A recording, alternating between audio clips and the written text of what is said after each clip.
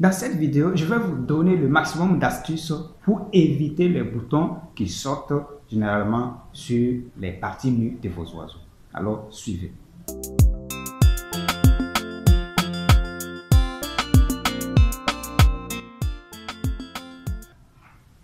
Après la maladie de Newcastle, après la coccidiose, place à la variole aviaire, une maladie aussi qui attaque les volailles, tous les âges confondus.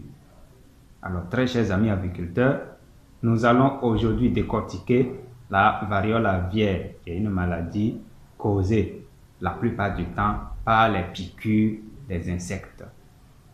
Suivez attentivement comment cela se passe et restez connectés. À tout à l'heure.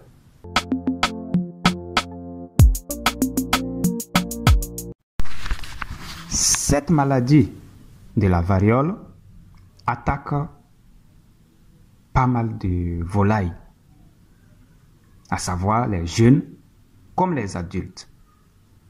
Mais ce qu'il faut retenir, c'est qu'elle tue difficilement. La maladie, la variole aviaire tue difficilement, sauf en cas de complications. Et elle se transmet essentiellement par voie cutanée, c'est-à-dire par la peau. Elle peut également être causée par des piqûres d'insectes. Donc vous voyez que les boutons qui se présentent sur les parties nues des volailles, si cet oiseau malade qui affiche déjà ses boutons entre en contact avec un autre oiseau qui n'est pas malade, ça peut contaminer. Voilà pourquoi on dit que la maladie se transmet par voie cutanée.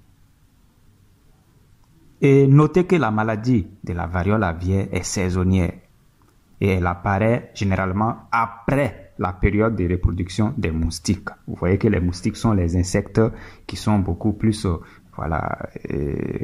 beaucoup un peu partout. Voilà.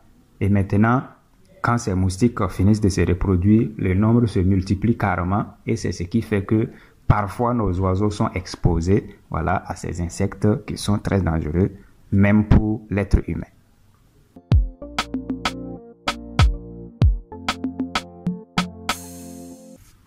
Il faut retenir ici que la variole aviaire est caractérisée par les boutons qui apparaissent sur les parties nues de la poule. Les boutons apparaissent parfois sur le bec, ça peut être sur la crête,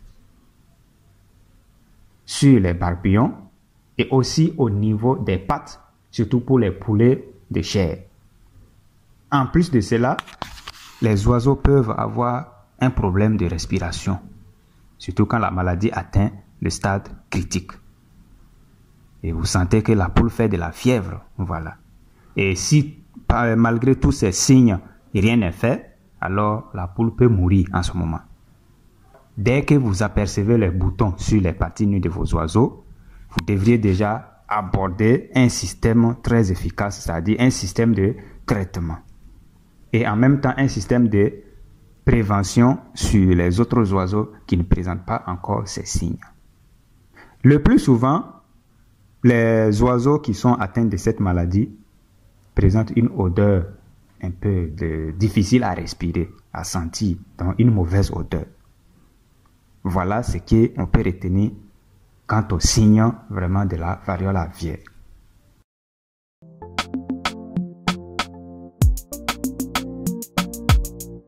Il faut toujours rendre sa ferme propre et éviter au maximum les insectes. Donc, arrêtez de laisser de l'eau autour de votre poulailler. Évitez de laisser de l'eau dans des endroits un peu rapprochés de votre poulailler et même de votre domicile, de peur que les moustiques viennent se reproduire dedans. Même si vous avez un canari, par exemple, au village, vous avez un fût, un tonneau ou un canari où vous avez l'habitude de mettre de l'eau pour boire ou bien pour faire boire vos animaux, il faut toujours laisser ça fermé. Il est conseillé de désinfecter régulièrement les lieux et faire un vermifuge à base d'ail et du vinaigre. Il faut aussi verser de la cendre un peu partout voilà, vous saupoudrez les murs, voilà, de votre poulailler de cendres, afin d'éliminer les puces et les parasites qui s'y trouvent. Si vous faites ça, en plus de la cendre que vous saupoudrez le long des murs, plus le produit que vous utilisez pour pulvériser votre poulailler, vos oiseaux auront la chance, voilà, de vivre normalement jusqu'à leur âge adulte. Et même aussi dans votre ferme, si vous voulez faire du maïs par exemple comme ça, il faut éloigner ce champ de maïs là de votre ferme, disons de votre poulailler. Tout ça, ça peut créer des soucis. Un exemple de produit que vous pouvez utiliser pour pulvériser votre poulailler, il s'agit de l'eau de javel, vous pouvez utiliser, ou bien le grésil. Ce sont des éléments, quand vous diluez bien, ça ne va pas causer un problème à vos oiseaux. Voilà, et donc vous pouvez pulvériser même à leur présence.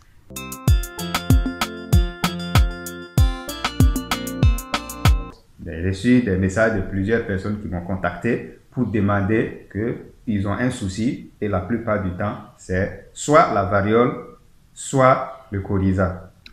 Alors, jusqu'à l'heure où je vous parle, il n'y a pas de traitement au niveau de la médecine moderne. Donc, il faut forcément passer par les traitements bio. Et ces traitements apparaissent aussi efficaces, même si la guérison ne peut pas être garantie à 100%. Au moins, nous arrivons à soulager les oiseaux et pouvoir récupérer une grande partie, si toutefois la maladie n'a pas encore atteint le stade critique. Maintenant, pour traiter les plaies qui sont déjà au dehors, puisque nous avons déjà travaillé avec tout ce qui est bactéries ou virus à l'intérieur de la poule, nous allons maintenant finir avec les plaies, ce qui se présente vraiment visiblement aux yeux de l'homme. Dans ce cas, il va falloir mélanger le beurre de karité avec de la potasse. Alors, il y a certains qui me posent la question toujours, qu'est-ce qu'on trouve, comment on fait pour faire le mélange. Donc, je vais vous montrer le récipient dans lequel je vais faire le mélange. C'est vrai, j'avais déjà fait un petit mélange, voilà, mais je vais revenir là-dessus encore pour vous. Voici ce petit récipient. Voilà. Ça dépend de la quantité que vous voulez. Vous voyez, non? La quantité. Et ça dépend du nombre de volailles que vous avez. Alors, ça, c'est le beurre de karité. Alors, je suis allé tout de suite à la pharmacie, voilà, et je l'ai acheté. Voilà, donc c'est le beurre de karité comme ça, que vous devez prendre. Et vous allez maintenant enlever, voilà, enlever une partie, que vous allez prendre et mettre dans le récipient dans lequel vous allez faire le mélange. Voilà, donc ça, c'est le beurre de karité. Vous le voyez bien, voilà, c'est bien réussi. Voilà, et donc, sachez que chez nous, ici, à la pharmacie, facilement, on peut avoir le beurre de karité dans ce petit récipient-là. Donc, voilà le beurre de karité que je viens de mettre dans le récipient. Voilà. Après le beurre de karité, ça, dans ce récipient se trouve la potasse que j'ai déjà mouillée, et puis réduit voilà, fait en liquide. Voilà. Donc, voici. Donc, la potasse se trouve ici. Vous voyez. Donc, c'est dans ça que se trouve, voilà, la potasse. Donc, voici la potasse ici.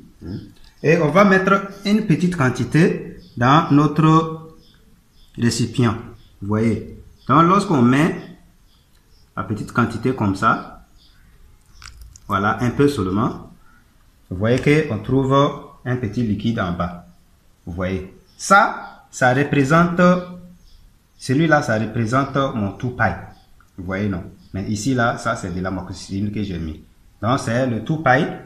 L'amoxicilline, ça, voilà, ça peut aussi avoir un effet. Vous voyez. Donc, ça, je vais le mettre. Donc, lorsque je l'ouvre, voilà, voici ce que je trouve. Donc, je mets ça aussi. Voilà. Et logiquement, c'est le tout-paille on devrait trouver pour mettre. Voilà. Donc, je l'ai mis. Et une fois que ça c'est mis, vous voyez ce petit bidon-là. Voilà. Et regardez ce qui se trouve à l'intérieur. C'est le liquide qu'on appelle le super gros. C'est un type d'engrais biologique que j'ai utilisé cette année et que je l'ai expérimenté. J'en avais parlé. Voilà. Et il se trouve aussi qu'on peut même le mettre dans l'eau de boisson de nos oiseaux.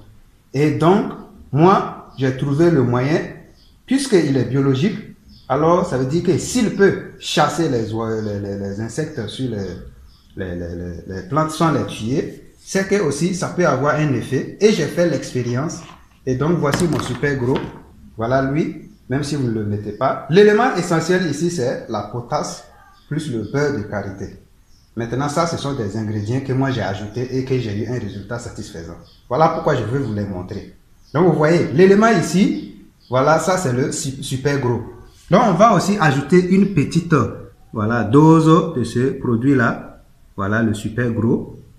On ajoute une petite dose. Voilà. On ajoute. Voilà, c'est sorti. Donc vous voyez, c'est une couleur verte. Vous voyez. Et une fois qu'on ajoute ça maintenant, ça veut dire qu'on peut procéder à un petit mélange. Donc après le mélange, c'est ça maintenant que nous allons aller. Les plaies qui se développent sur les parties nues des volailles, c'est sur ces plaies-là que nous allons aller appliquer cette potion et nous retrouvons notre résultat final. Très chers collaborateurs, voilà la petite vidéo d'expérience, la petite vidéo de pratique que j'avais à vous montrer. La potasse, vous pouvez trouver ça vous-même. Il suffit de rassembler le bois, les tiges du mil ou bien les tiges du maïs. Vous les rassemblez, vous les brûlez, vous les calcinez. Et la poudre que vous allez retrouver après les avoir calcinés, vous allez recevoir de la cendre un peu noire là. C'est cette cendre-là que vous allez prendre pour filtrer. Vous mélangez avec de l'eau et vous filtrez. Voilà les résultats. À la fin de 5 jours minimum, vous aurez un résultat satisfaisant, si toutefois vous avez respecté les consignes. Nous voilà à la fin de cette partie du chapitre. Très chers amis agriculteurs, restez connectés. Nous devrons suivre à la lettre ces conseils que vous venez de voir ou d'attendre et rester toujours sur vos gardes parce que les maladies ne préviennent pas. Et la moindre erreur pourrait vous être fatale. Alors, vous êtes vraiment appelés à prendre les dispositions possibles afin de pouvoir sauver votre poulailler. Merci de m'avoir suivi et à très bientôt pour d'autres numéros. Je vous aime bien.